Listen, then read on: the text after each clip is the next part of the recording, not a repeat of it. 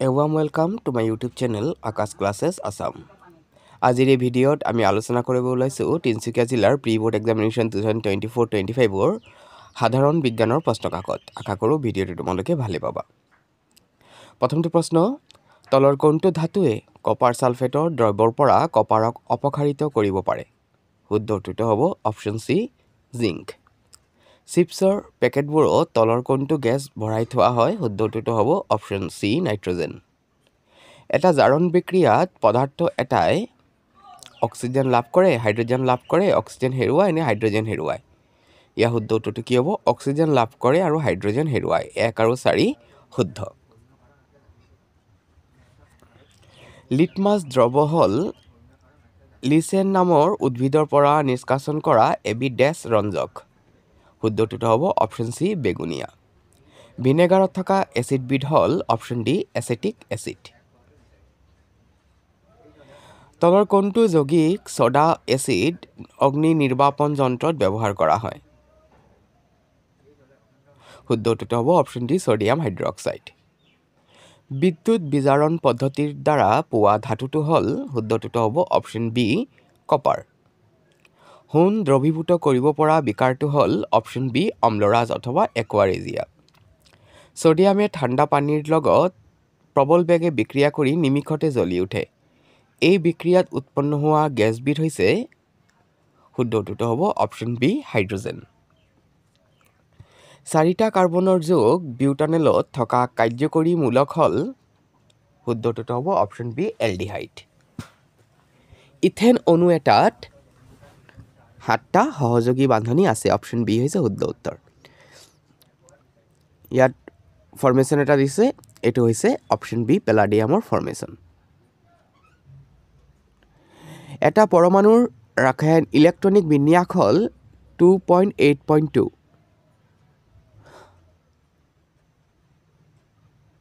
তলৰ মূলবোৰৰ কোনটোৰ সৈতে ইয়াৰ ৰাসায়নিক সাদৃশ্য থাকিব? শুদ্ধ উত্তৰটো হ'ব অপশ্যন এ কেলছিয়াম। তলৰ মৌলবোৰৰ ধাতৱীয় ধৰ্মৰ ঊৰ্ধ্বক্ৰমটো হ'ল, শুদ্ধ উত্তৰটো হ'ব option B silicon, aluminium, magnesium আৰু ছ'ডিয়াম। ধাতুকল্পটো চিনাক্ত কৰা। শুদ্ধ উত্তৰটো হৈছে অপশ্যন চি আৰ্ছেনিক। উদ্ভিদৰ দেহত জাইলেমৰ কাম হ'ল, অপশ্যন এ পানীৰ পৰিবহণ।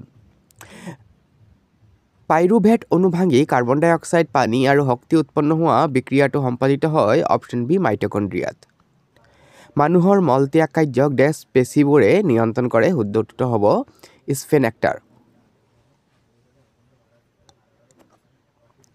অজন প্ৰজননৰ দ্বিখণ্ডন সংঘটিত হয় অপশ্যন ডি প্লাজমডিয়াম।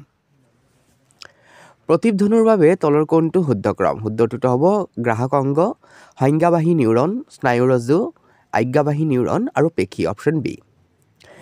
21 নম্বৰত দাবী কৰা হৈছে জলচৰ পানীয়ে স্থলচৰ পানীতকৈ খৰকৈ উশাহ লয়। এইটো শুদ্ধ। পানীত মিহলি হৈ থকা অক্সিজেনৰ পৰিমাণ বায়ুত থকা অক্সিজেনৰ পৰিমাণতকৈ তুলনামূলকভাৱে বেছি। এইটো কিন্তু শুদ্ধ নহয়, তো কেৱল দাবীটোৱে শুদ্ধ। অপশ্যন চি হৈছে শুদ্ধ উত্তৰ।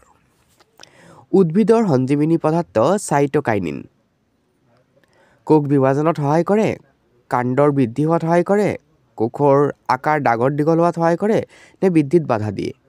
শুদ্ধ উত্তৰটো হ'ব কোষ বিভাজনত সহায় কৰে। কেৱল একটোহে শুদ্ধ, অপশ্যন এ। তলৰ কোনটো মানুহৰ দেহৰ স্ত্ৰী জননাংগ নহয়? শুদ্ধ উত্তৰটো হ'ব অপশ্যন চি শুক্ৰবাহী নলী। উপৰোক্ত চিত্ৰত থকা এ, বি আৰু চিৰ ক্ৰম হ'ব জন্মকাণ্ড, বীজপত্ৰ আৰু ভ্ৰূণমূল। অপশ্যন চি হৈছে শুদ্ধ উত্তৰ। তলৰ কোনটো ৰোগ যৌন ক্ৰিয়াৰ যোগেদি বিয়পিব পাৰে? শুদ্ধ উত্তৰটো হ'ব চিফিলিছ। তলৰ কোনযোৰ ক্ৰম'জমে মানুহৰ সন্তানৰ ক্ষেত্ৰত পুৰুষ লিংগ নিৰ্ধাৰণ কৰিব? শুদ্ধ উত্তৰটো হ'ব অপশ্যন বি XY। সমসংস্থ অংগৰ এটা উদাহৰণ হৈছে আমাৰ বাহু আৰু কুকুৰৰ আগঠেং। ভিন্নতা সন্দৰ্ভত নিম্নলিখিত কোনটো মন্তব্য সঁচা নহয়? শুদ্ধ উত্তৰটো হৈছে অপশ্যন এ এটা প্ৰজাতিৰ সকলোবোৰ ভিন্নতাৰ জীয়াই থকাৰ সমান সম্ভাৱনা থাকে। লেন্স এখনৰ ফকাছ দৈৰ্ঘ্য 1 মিটাৰ, ইয়াৰ ক্ষমতা কিমান হ'ব? ইয়াৰ ক্ষমতা হ'ব কি 1 ডায়েপ্টাৰ। Option B. সমতল দাপোনৰ ফকাছ দৈৰ্ঘ্য হ'ল অপশ্যন বি অসীম। চকুৰ কি অংগ ক্ৰিয়াৰ বাবে চকুৰ লেন্সৰ ফকাছ দৈৰ্ঘ্যৰ পৰিৱৰ্তন হয় অপশ্যন চি চিলিয়াৰী পেশী এজন ব্যক্তিয়ে চকুৰ ওচৰৰ বস্তু এটা দেখা পায় তেওঁৰ চকুত কি পৰিৱৰ্তন হ'ব শুদ্ধ উত্তৰটো হ'ব চিলিয়াৰী পেশীবোৰ সংকুচিত হ'ব প্ৰিজম এটাক আগুৰি থকা পাৰ্শ্বীয় পৃষ্ঠৰ সংখ্যা হ'ল কিমান অপশ্যন এ 3 ইয়াৰ চিত্ৰ এটা দিছে ইয়াত এ আৰু বি ৰশ্মি ৰঙৰ বাবে সঠিক বিকল্পটো বাছি উলিওৱা শুদ্ধ উত্তৰটো হৈছে ৰঙা আৰু বেগুনীয়া অপশ্যন চি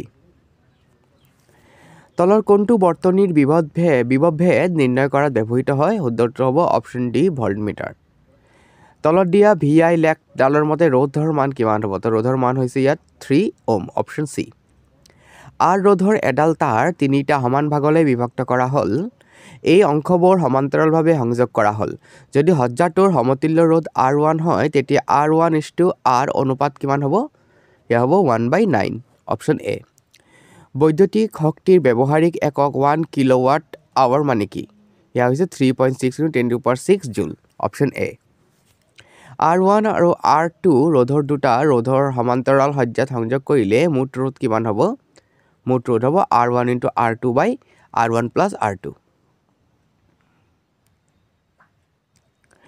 এটা ইলেক্ট্ৰনে এখন চুম্বক ক্ষেত্ৰৰ চিত্ৰত দেখুওৱাৰ দৰে লম্বভাৱে প্ৰৱেশ কৰিছে ইলেক্ট্ৰনটোৰ ওপৰৰ ক্ৰিয়া কৰাৰ বলৰ দিশ কি হ'ব সোঁফাললৈ বাওঁফাললৈ পৃষ্ঠাৰ বাহিৰলৈ নে পৃষ্ঠাৰ ভিতৰলৈ ইয়াৰ উত্তৰটো তোমালোকে কমেণ্টৰ বাকচত জনাবা যদিহে বিদ্যুৎ প্ৰবাহ এডাল পোন পৰিবাহীত পশ্চিম দিশলৈ বৈ আছে তেন্তে চুম্বকীয় ক্ষেত্ৰত ৰেখাৰ দিশ হ'ব অপশ্যন বি দক্ষিণমুৱা তলৰ কোনটো অপৰম্পৰাগত শক্তিৰ উৎস ইয়াৰ শুদ্ধ উত্তৰ হ'ব অপশ্যন ডি সৌৰশক্তি দাবী কৰিছে যে বিদ্যুৎ প্ৰবাহ কঢ়িয়াই নিয়া এডাল তাৰে ইয়াৰ ওচৰত ৰখা চুম্বকীয় কম্পাছটোক বিচ্যুত কৰে আৰু কাৰণ হৈছে বিদ্যুৎ প্ৰবাহ কঢ়িয়াই নিয়া তাৰৰ চাৰিওফালে এখন চুম্বকীয় ক্ষেত্ৰ থাকে তো ইয়াৰ দাবী আৰু কাৰণ দুয়োটাই শুদ্ধ আৰু R2 এৰ শুদ্ধ ব্যাখ্যা কৰে অপশ্যন এ হৈছে শুদ্ধ উত্তৰ দ্বিতীয় পৌষ্টিক স্তৰৰ জীৱবোৰ যিটো খাদ্য শৃংখলত নোহোৱা হৈছে সেইটো চিনাক্ত কৰা শুদ্ধ উত্তৰটো তোমালোকে কমেণ্টৰ বাকচত জনাবা MCQৰ অন্তিমটো প্ৰশ্ন হৈছে যে এজন ছাত্ৰই অধ্যয়ন কৰে যে আমি পৰিৱেশ ৰক্ষা কৰিবলৈ অপ্ৰয়োজনীয় লাইট আৰু ফেন বন্ধ কৰিব লাগে অপ্ৰয়োজনীয় বৈদ্যুতিক সঁজুলি বন্ধ কৰিলে পৰিৱেশৰ কেনেকৈ সহায় হয় শুদ্ধ উত্তৰ হ'ব ই শক্তিৰ অপচয় হ্ৰাস কৰে ইয়াৰ পিছত ছেকশ্যন বি খ শাখা যিবিলাক প্ৰশ্ন দিছে এইবিলাক তোমালোকে চাই ল'বা